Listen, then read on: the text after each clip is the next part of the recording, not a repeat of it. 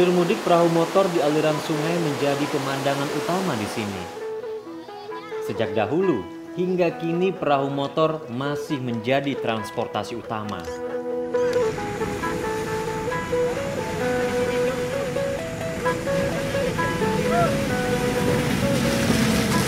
Tidak ada pilihan lain.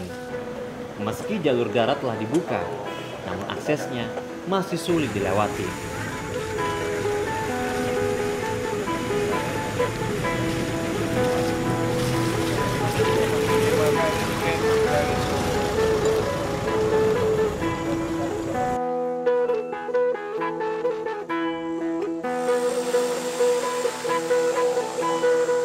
Di sini memang terdapat bandara perintis yang bisa didarati pesawat kecil seperti Twin Otter. Tapi penerbangannya masih sangat terbatas dan tergantung akan cuaca.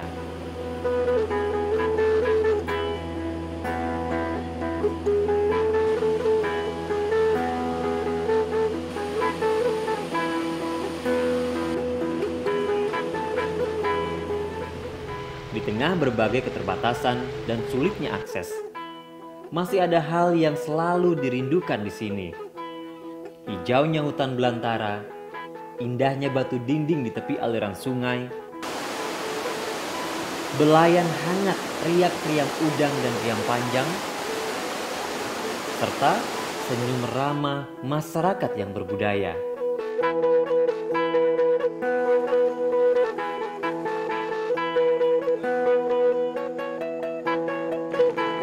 Inilah Mahakam Hulu, kabupaten termuda di Provinsi Kalimantan Timur.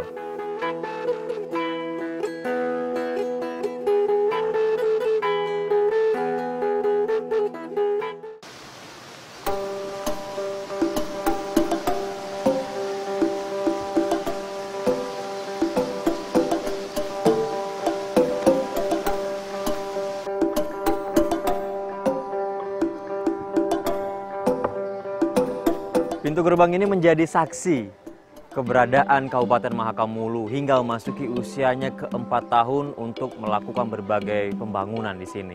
Kabupaten Mahakam Hulu memang merupakan kabupaten termuda di Kalimantan Timur. Ini terlihat dari berbagai akses dan juga berbagai pembangunan infrastruktur yang masih sangat terbatas. Aliran Sungai Mahakam masih menjadi satu-satunya jalur transportasi yang dimiliki oleh kabupaten ini.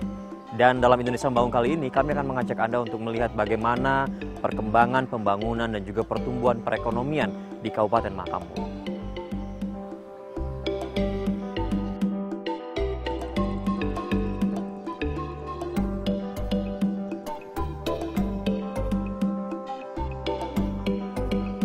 Wilayah pedalaman dan perbatasan selalu identik dengan keterbatasan dan keterbelakangan. Infrastruktur, fasilitas umum, listrik, jaringan komunikasi, dan berbagai kebutuhan lainnya selalu menjadi persoalan utama.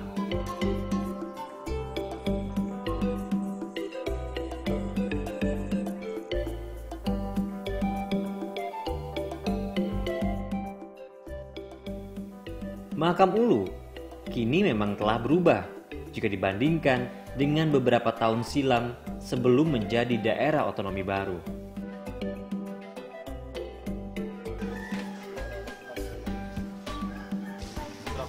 Pertumbuhan perekonomian masyarakatnya mulai menggeliat, meskipun perlahan tapi pasti. Sampai puluhan, apalagi besar ya. Besar kan? Ini ada ya. Oh, manis ya. Aktivitas pasar tradisional yang merupakan salah satu bagian dari indikator kemajuan suatu daerah mulai terlihat meskipun masih sangat sederhana.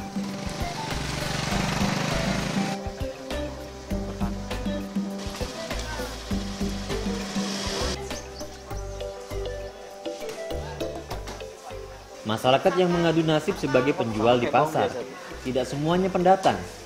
Masih ada penduduk setempat yang juga turut berjualan. Seperti Ibu Petuyan, yang mengaku telah berjualan di sini sejak 2 tahun silam. Meski sayuran yang dijual terbatas karena hanya menjual hasil kebun sendiri, Ibu Petuyan tidak patah semangat demi tetap bertahan hidup.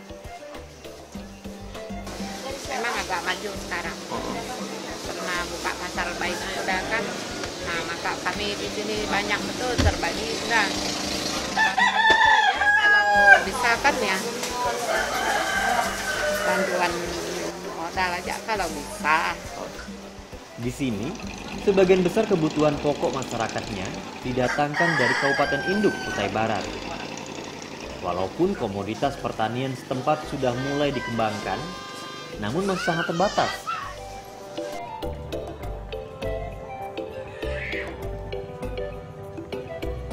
Ya, pasar menjadi jantung kehidupan masyarakat karena setiap harinya masyarakat mengandalkan kehidupannya dari keberlangsungan pasar di sini.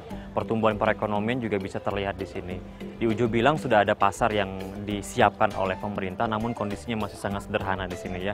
Hanya ada beberapa orang yang kemudian menggeluti sebagai penjual sayur dan penjual bahan pokok. Namun sebagian dari kebutuhan pokok ini masih harus didatangkan dari Tering, Kabupaten Kutai Barat. Ini artinya masih ada tugas dari pemerintah untuk menyiapkan lahan pertanian, kemudian juga bidang-bidang lainnya untuk mensupport kehidupan yang berlangsung di Ujo Bilang.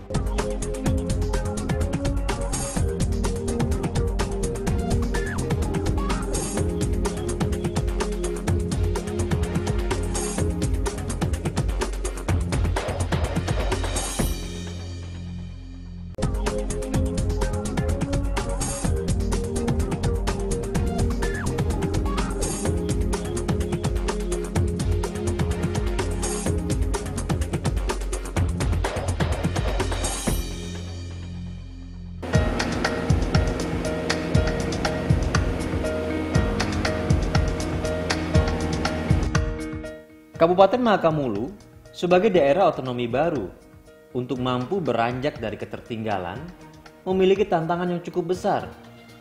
Penyediaan infrastruktur khususnya jalan darat yang menghubungkan 5 kecamatan, Long Hubung, Laham, Long Bagun, Long Pahangai, dan Long Apari membutuhkan waktu yang cukup lama. Mengingat topografi daerah ini medannya sangat berat. Banyak pegunungan dan sungai yang harus dilewati.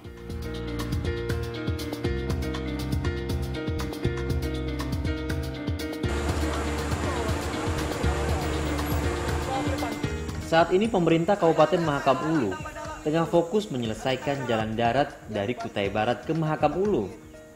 Dari total pekerjaan sepanjang 128 km, pemerintah Kabupaten Mahulu hanya mengerjakan 64 km. Selebihnya dibebankan kepada pemerintah provinsi.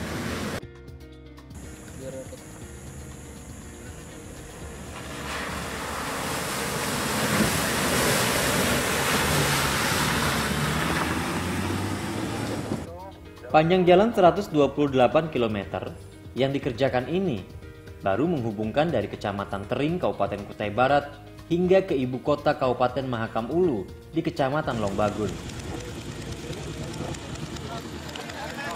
Sedangkan untuk menjangkau wilayah kecamatan paling ujung yang langsung berbatasan dengan negara tetangga Malaysia, yakni Long Apari, pemerintah harus membuka akses jalan darat sepanjang 263 km. Nah, kami mendukung memudahkan pemerintah dalam membuat perencanaan jalan, maka saya sendiri telah melakukan tracking menggunakan GPS, tracking akses antar kampung-kampung di Kecamatan Apari itu khususnya, dan hasil tracking itu sudah saya serahkan ke Bapeda.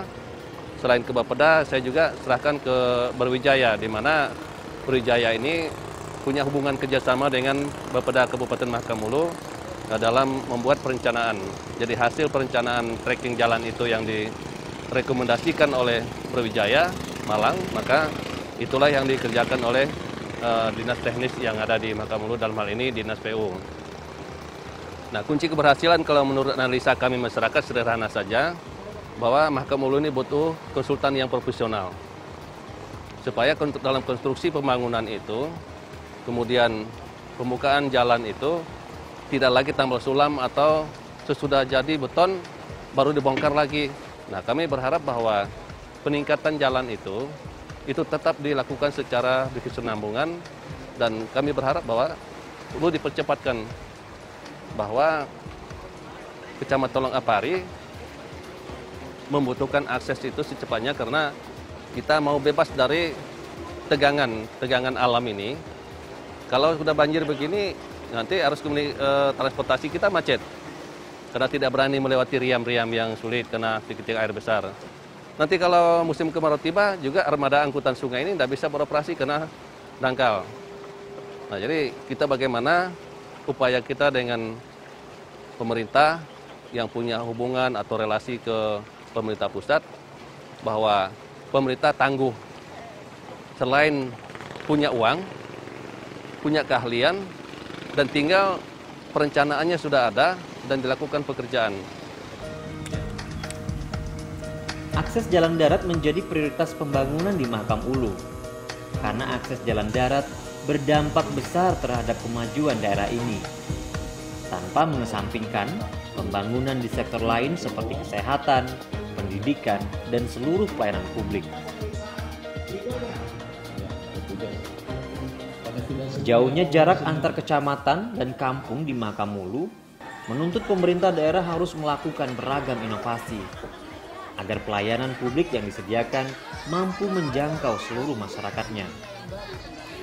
Kabupaten Mahakam Ulu dan disaksikan oleh Guna menjawab tantangan pemenuhan kebutuhan masyarakat, pemerintah Kabupaten Mahakam Ulu pada ulang tahunnya yang keempat meluncurkan program Gerakan Pembangunan Masyarakat atau Gerbang Emas.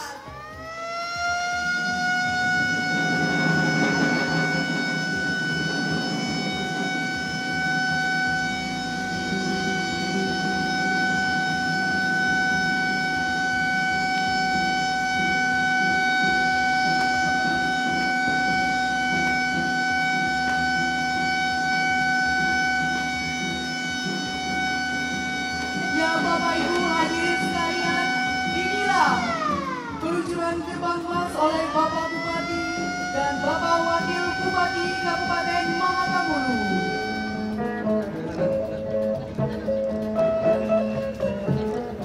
Program ini merupakan upaya menyejahterakan dan mendekatkan pelayanan publik kepada masyarakat. Kampung Lompangai 1 dari Kecamatan Lompangai. Dan yang terakhir, kami meluncing program Gerbang Emas, yaitu Gerakan Pembangunan Masyarakat Adil dan Sejahtera di Mahakam Ulu. Program ini terdiri dari 4 kegiatan, yaitu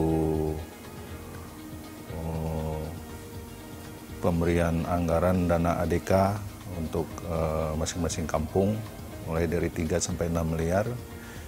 Ini program digunakan untuk peningkatan kualitas lingkungan kampung yang diberikan kepada kampung untuk dikelola sendiri. Kemudian ada program Puskesmas Apung. Ini program ditujukan untuk meningkatkan kualitas kesehatan masyarakat Mahakam Ulu. Kemudian ada Government Mobile. Government Mobile ini adalah kegiatan untuk menata administrasi kependudukan, ya, mulai dari pembuatan EKTP, kemudian pencatatan sipil, perkawinan sipil, kemudian pengurusan sertifikat lahan atau tanah. Pencatatan administrasi kependudukan ini dikelola oleh Dinas Dukcapil, kemudian untuk penataan agraria itu dikelola oleh kita bekerja sama dengan Badan Pertanahan Nasional untuk menata administrasi pertanahan di Mahakam Ulu. Kemudian yang terakhir ada speed gratis, tapi yang bisa dilaksanakan tahun ini adalah masih program subsidi ongkos angkut orang. Nah, itu yang bisa dikerjakan karena kita belum dapat payung hukum yang bisa kita pakai untuk menerapkan program speed gratis. Ya, kami mohon maaf kepada masyarakat dalam hal ini karena pada awalnya kita janjikan speed gratis, tapi kita belum bisa menemukan payung hukum yang bisa untuk kita melaksanakan program speed gratis. Jadi yang bisa jalan dulu kita subsidi dulu, memberi bantuan kepada masyarakat di sisi transportasi dengan membantu meringankan ongkos angkut mereka, biaya transport. Gitu.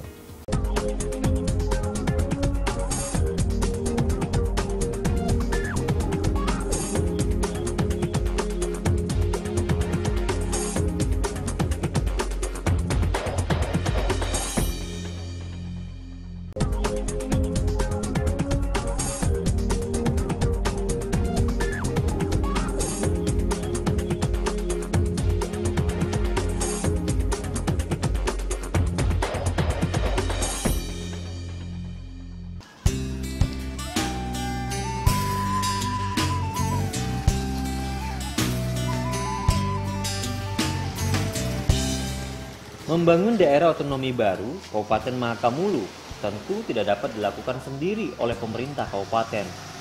Daerah ini masih membutuhkan perhatian, tidak hanya dari kabupaten induk dan provinsi, namun juga pemerintah pusat. Tentu saja di DPR RI kita harus membuat suatu regulasi yang tidak menyamaratakan model-model alokasi, baik itu DAU maupun juga DAK. Saat ini DAU sudah dibuat dengan satu formula yang baru. Jika sebelumnya hanya menghitung jumlah penduduk, sekarang DAU juga memperhitungkan luas wilayah. Kemudian juga ada dana alokasi khusus yang bersifat afirmasi. Bagi daerah-daerah seperti Mahakamulu, apalagi yang memiliki kecamatan perbatasan, akan diberikan kesempatan untuk mengajukan dana alokasi khusus yang tidak diberikan kepada daerah lainnya. Nah, itulah mungkin bentuk-bentuk support, dan kita juga ingin alokasi dana desa dan lain-lainnya juga sedemikian rupa bisa diterima oleh masyarakat dengan tepat waktu, tepat sasaran, dan tentu saja dengan formula yang menguntungkan daerah-daerah pedalaman dan perbatasan seperti Mahakamulu ini.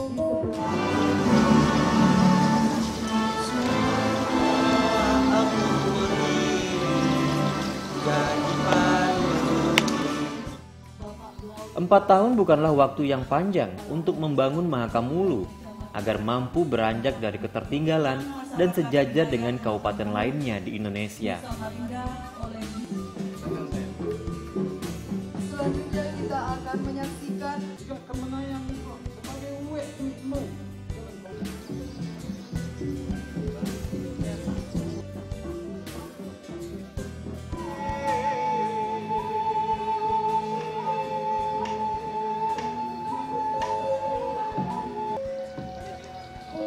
Seperti aliran sungai Mahakam di daerah hulu, arus yang deras, berliku, dan ganasnya riam tidak dapat dihindari.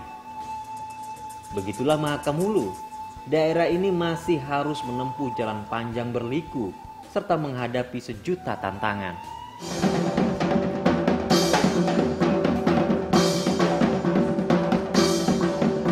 Namun demikian, pencapaian Mahulu di usia 4 tahun ini setidaknya sudah dapat dirasakan. Biarlah tarian dan nyanyian menemani perjuangan masyarakat Mahakamulu.